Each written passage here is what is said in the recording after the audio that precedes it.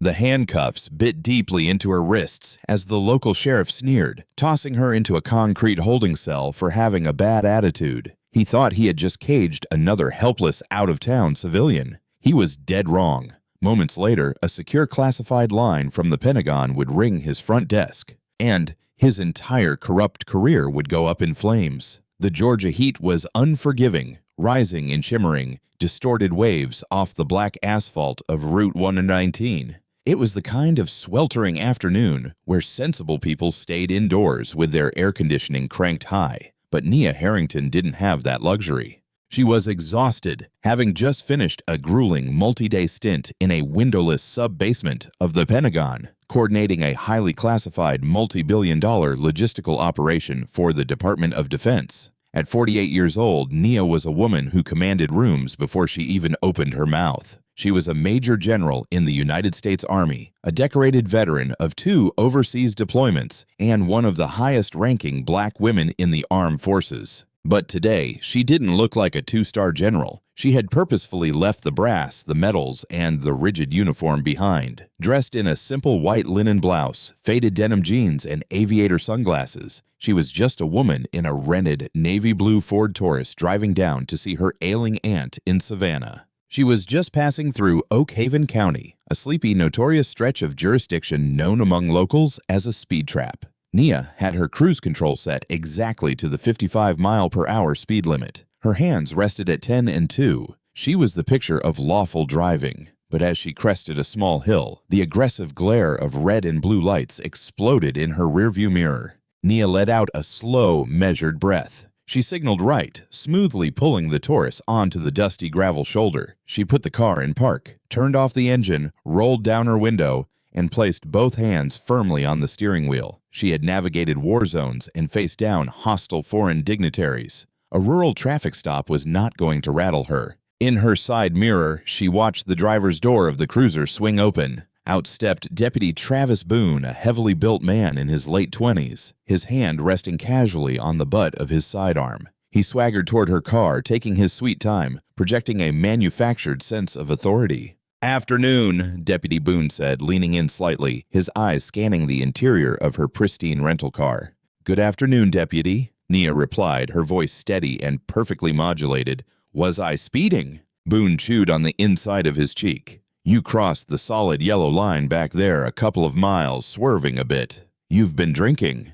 "I have not," Nia answered plainly, "and I have maintained my lane for the entirety of this drive." Before Boone could respond, a second vehicle, an oversized matte black Dodge Charger outfitted with aggressive brush guards, screeched onto the shoulder directly behind Boone's cruiser. The door popped open and Sheriff Clayton Reeves stepped out. Reeves was a local legend for all the wrong reasons. A man in his 50s with a thick neck, a sun-leathered face, and a silver star pinned to his tactical vest, Reeves ran Oak Haven County like it was his own personal kingdom. He had a reputation for aggressive policing, particularly against out-of-towners who didn't look like they belonged in his county. Reeves ambled up to the passenger side of Nia's car, tapping heavily on the glass. Nia reached over and lowered the passenger window. "Problem here, Travis?" Reeves asked, his eyes locked onto Nia with a predatory gleam. "Just asking the driver about her swerving, Sheriff," Boone replied. "License and registration," Reeves barked, not bothering with the greeting. Nia kept her movements slow and deliberate. "This is a rental vehicle. The registration is in the glove compartment. I'm reaching for it now." She opened the glove box, retrieved the rental agreement, and then pulled her civilian driver's license from her purse. She handed both across the console to Reeves. She did not hand him her military ID. Protocol dictated she travel under a low profile, and she had no intention of throwing her rank around for a minor traffic stop. Reeves scrutinized the Virginia driver's license. "Nia Harrington, long way from home, Nia. Where you headed?" "Savannah, visiting family." Reeves didn't like her tone. It was too calm, too unbothered. Most people he pulled over were sweating, stuttering, terrified of the badge. Nia was looking at him with the mild, evaluating expression of a woman inspecting a poorly formatted spreadsheet. "Step out of the vehicle," Reeves commanded. Nia didn't move immediately. "Sheriff, for a simple lane violation, standard procedure is a citation. Is there a lawful reason you are ordering me out of the car?" Reeves's jaw tightened. The veins in his thick neck pulsed. "The lawful reason is that I told you to do it. You've got a real attitude problem, lady. Now, step out of the car before I pull you out." Nia knew the law. Pennsylvania Verdi Mims gave them the right to order her out, even if the premise of the stop was fabricated. Arguing on the side of a highway was a tactical error. She calmly unbuckled her seatbelt, opened the door, and stepped out onto the gravel. She stood at 5'9", locking eyes with Deputy Boone, who suddenly looked a little less confident. "Turn around and put your hands on the roof," Reeves ordered, walking around the back of the car to stand right behind her. "I am not consenting to a search of my person or my vehicle," Nia stated clearly, ensuring the dashboard camera of the cruiser caught her voice. "I don't need your consent," Reeves snapped. "You're resisting a lawful investigation." "I'm standing exactly where you told me to stand. I am completely compliant. I am merely stating my Fourth Amendment rights for the record." That was the breaking point for Clayton Reeves. A black woman from out of state was quoting the Constitution to him on his highway. His ego, fragile and swollen by years of unchecked rural authority, shattered. He grabbed her wrists, twisting them behind her back with unnecessary force. "You're under arrest." "On what charge?" Nia asked, her voice dropping an octave, cold as ice. "Disorderly conduct, resisting arrest. We'll figure out the rest at the station," Reeves hissed, snapping heavy steel handcuffs onto her wrists and tightening them until they pinched her skin. "Let's see how much of that attitude you have after a night in a cage." They shoved her into the back of the sweltering cruiser. As the door slammed shut, Nia Harrington sat perfectly straight. She didn't cry. She didn't scream. She simply calculated. Sheriff Clayton Reeves had no idea that he hadn't just arrested a civilian. He had just kidnapped a 2-star general of the United States Armed Forces, and the Pentagon does not take kindly to its generals going missing. The ride to the Oak Haven County Sheriff's Department was silent, save for the crackle of the police radio and Reeves' occasional smug chuckle from the front seat. Nia stared out the window, memorizing the badge numbers, the radio call signs, and the layout of the town. Her mind operated like a supercomputer, logging every civil rights violation, every procedural failure, and every microaggression. The precinct was a depressing cinder block building that smelled strongly of stale coffee, pine sol, and damp concrete. Deputy Boone hauled her out of the cruiser and marched her through the double-glass doors. Behind the front desk sat Loretta, a middle-aged dispatcher with a headset resting over one ear, loudly chewing a piece of pink bubble gum. She barely looked up as Reeves and Boone dragged Nia to the booking counter. "Got a live one today, Sheriff?" Loretta asked, popping her gum. "Oh, yeah," Reeves sneered, tossing Nia's Virginia driver's license onto the counter. "Miss Nia here thinks she owns the road, thinks she's smarter than county law. Process her. Resisting, disorderly, and slap a reckless driving on there, too, just for fun." Loretta sighed, hitting a few keys on her outdated computer. "Empty your pockets. Take off your jewelry."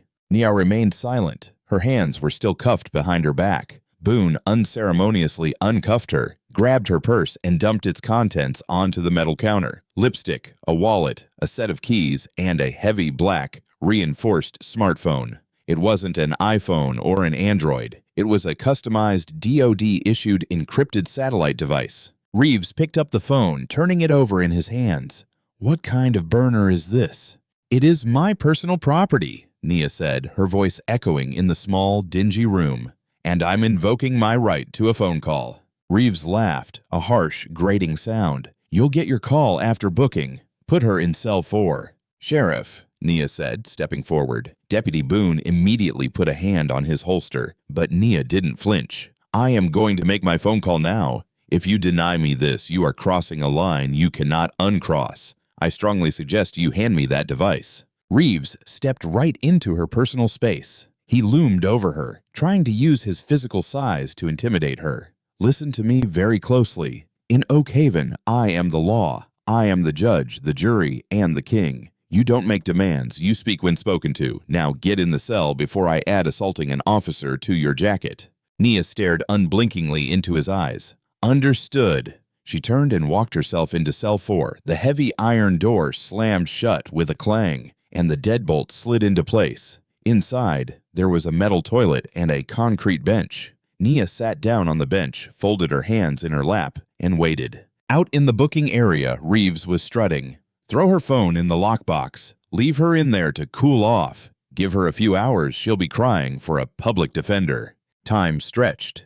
In the cell, Nia remained entirely motionless. She used the time to meditate, slowing her heart rate, visualizing the operations she had left behind at the command center. She knew that back in Washington, automated systems were already pinging her encrypted phone. As a high-value military asset, her location was passively tracked. If she went completely dark or missed her scheduled check-in window, alarms would silently trigger in a secure room hundreds of miles away. At the front desk, Reeves was leaning back in his chair, drinking a Diet Coke and laughing at a joke Boone had just told. Suddenly, Reeves looked toward the holding cell corridor. "All right, bring her the phone. Let's see who she calls. Probably some strip mall lawyer in Atlanta. Put it on speaker so we can hear it." Boone walked down the hall, unlocked the heavy iron door, and handed Nia the heavy black phone. "Make it quick."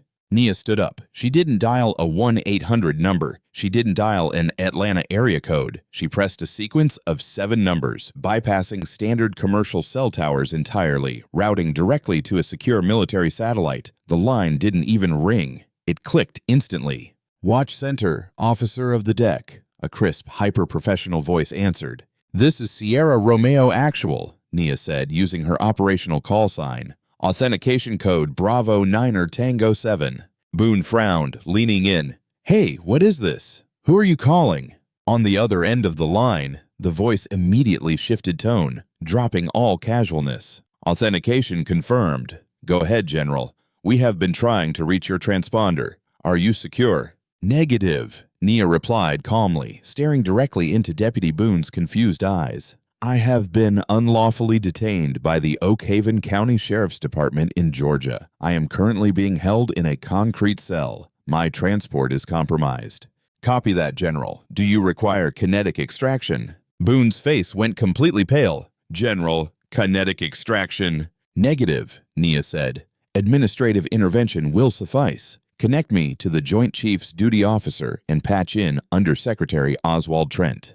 "Stand by, General. Patching now." Boone backed away from the cell slowly. He turned and practically sprinted down the hallway. Sheriff Reeves." Reeves stood up, annoyed. "What is it, Travis? Who's she calling?" Before Boone could stammer out an answer, the entire dispatch console lit up like a Christmas tree. Not just one line, every single incoming line into the Oak Haven County Sheriff's Department began ringing simultaneously. The shrill, piercing sound filled the small precinct. Loretta, the dispatcher, dropped her gum. She stared at the caller ID screens. They didn't show local numbers. They all read the same thing. Restricted. U.S. Gov.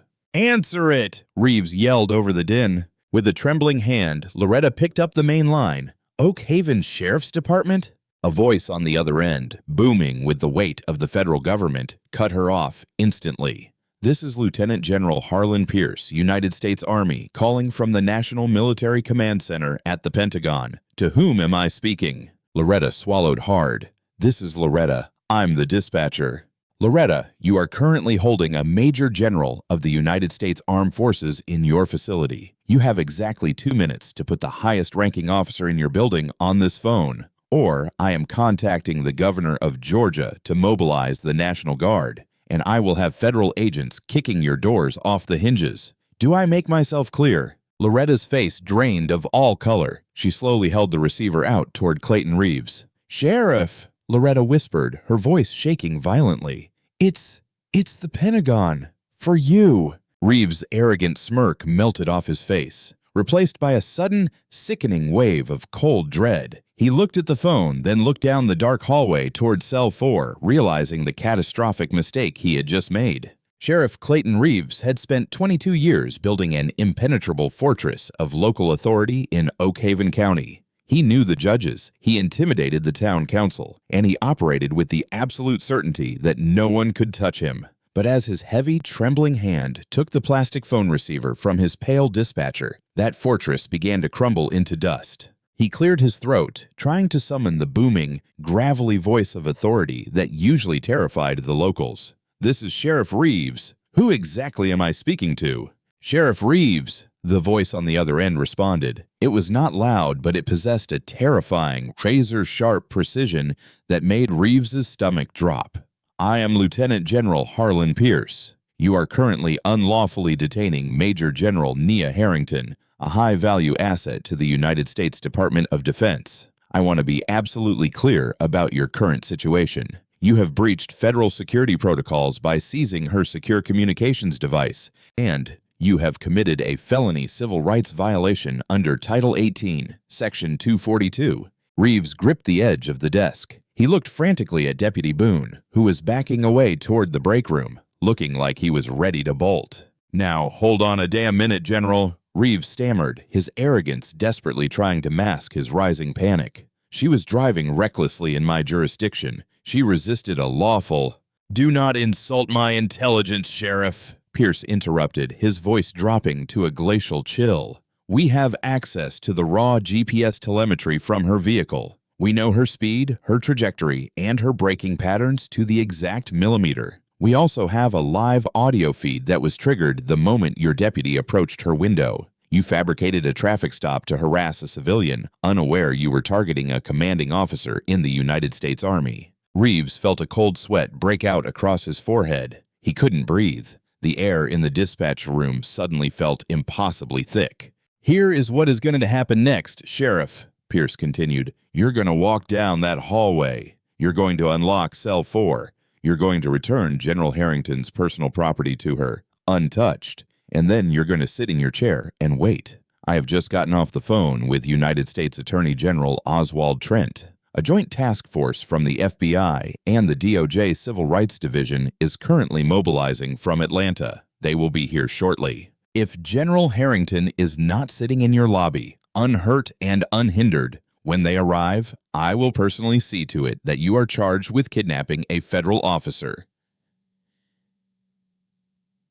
The line went dead. A dial tone echoed through the silent precinct. Loretta, the dispatcher, was staring at Reeves, her eyes wide with sheer terror. Clayton, what did you do? She whispered. Reeves didn't answer. He dropped the receiver so it dangled by its curly cord. He turned, his boots suddenly feeling like they were made of lead, and walked down the dim concrete corridor toward Cell 4. Deputy Boone trailed cautiously behind him. Sheriff, what did they say? Shut up, Travis, Reeves hissed, his hands shaking as he fumbled a large ring of keys from his belt. He reached the heavy iron door of Cell 4. He slid the key into the lock. It turned with a heavy clack, and he pulled the door open. Inside, Major General Nia Harrington was sitting exactly where he had left her. Her posture was flawless. She didn't look relieved. She didn't look scared. She looked like a predator calmly watching a trapped rat.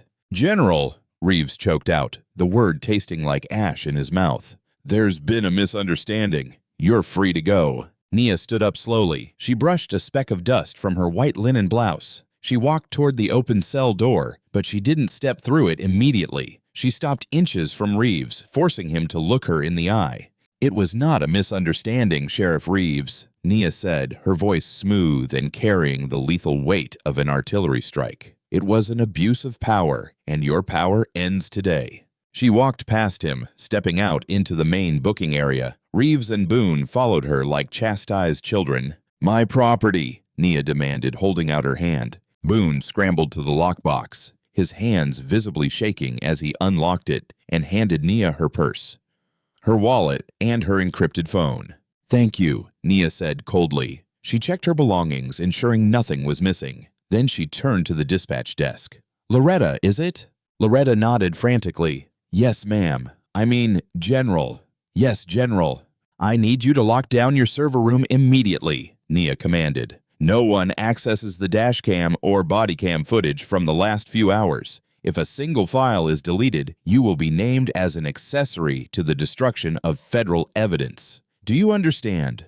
Yes, locking it down right now, Loretta cried, furiously typing on her keyboard. Reeves tried to regain a fraction of his dignity. Now listen here, Harrington. I'm letting you go. We can just call this a wash, and you can get on down to Savannah. No harm, no foul. Nia turned slowly to face him. A terrifying, knowing smile touched the corners of her lips. Oh, Sheriff, she said softly, I'm not leaving. I'm waiting for my escort. The next stretch of time was the longest of Clayton Reeves' life. Nia did not pace. She did not taunt them. She simply sat in a hard plastic chair in the lobby, casually reading an outdated magazine as if she were waiting for a dental appointment. Her calm demeanor was utterly agonizing for Reeves and Boone, who were sweating profusely behind the booking counter, frantically whispering to each other. Reeves tried to make a few phone calls to the local judge and the mayor, hoping his old boy network could shield him. But word had already leaked. The lines were either busy or his calls were sent straight to voicemail. The rats were already fleeing the sinking ship.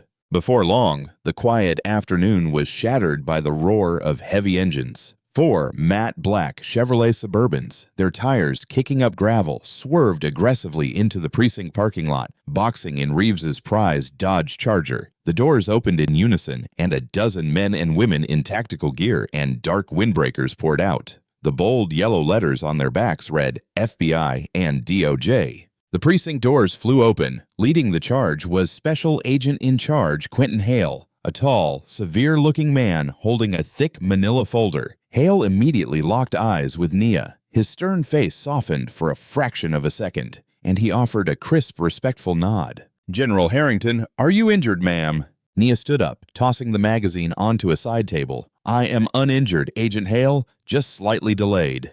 "We'll take it from here, ma'am," Hale said. He turned his attention to the booking counter. The brief warmth in his eyes vanished, replaced by absolute, unyielding federal fury. "Clayton Reeves," Hale barked, his voice echoing off the cinder-block walls. Reeves stood up, trying to puff out his chest. "I'm the sheriff of Oak Haven County, and you boys are out of your jurisdiction." "Not anymore, Clayton," Hale sneered, slapping the manila folder onto the counter. "I have a federal warrant for your arrest, signed by a United States District Judge just moments ago. Charges include deprivation of rights under color of law, false imprisonment, and tampering with a federal communications device. Turn around and put your hands behind your back." Reeves hesitated, his hand hovering dangerously close to his duty belt. Instantly, 3 FBI agents drew their sidearms, aiming center mass at Reeves. "Hands now," one of them shouted. Reeves's bravado finally broke. He raised his hands in surrender,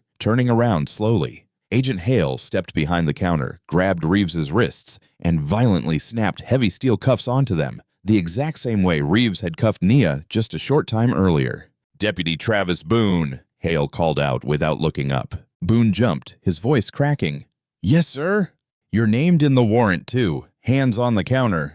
As the agents moved in to process the now disgraced lawman, Hale walked over to Loretta, who was hyperventilating. "Ma'am, step away from the console. My cyber team is taking over this network. We are seizing all servers, hard drives, and communications logs." Within minutes, the Oak Haven County Sheriff's Department was entirely dismantled. Reeves's badge was ripped from his chest. His gun was seized. He was paraded out of his own front doors, head bowed in shame, as a small crowd of curious locals began to gather on the sidewalk, filming the unbelievable scene with their cell phones. Nia watched from the doorway as Reeves and Boone were shoved into the back of a federal SUV. The irony was poetic. Agent Hale walked up beside her. "General, we have a federal escort ready to take you down to Savannah. Your rental car can be towed." Nia shook her head, pulling her aviator sunglasses from her shirt collar and sliding them onto her face. "No need, Agent Hale. I prefer to drive myself. I doubt I'll be running into any more speed traps today." Hale allowed a small smirk. "No, ma'am. I imagine the roads are going to be very, very clear for you." Nia walked out to her navy blue Ford Taurus. She started the engine, the air conditioning roaring to life. She pulled out of the gravel lot, merging flawlessly back onto Route 119. She didn't look back at the flashing lights, the arrested sheriff, or the shattered remnants of Oak Haven's corrupt regime. She just set her cruise control to 55, kept her hands at 10 and 2, and continued her drive. Then you believe the instant karma that hit Sheriff Reeves? He thought he could bully anyone who crossed his county line, but he messed with the absolute wrong woman. If you loved watching this corrupt cop's empire crumble into dust the minute the Pentagon got involved, smash that like button and share this story with your friends. Don't forget to subscribe to the channel for more incredible real-life stories of instant justice. What would you have done in the general's shoes? Let us know in the comments below.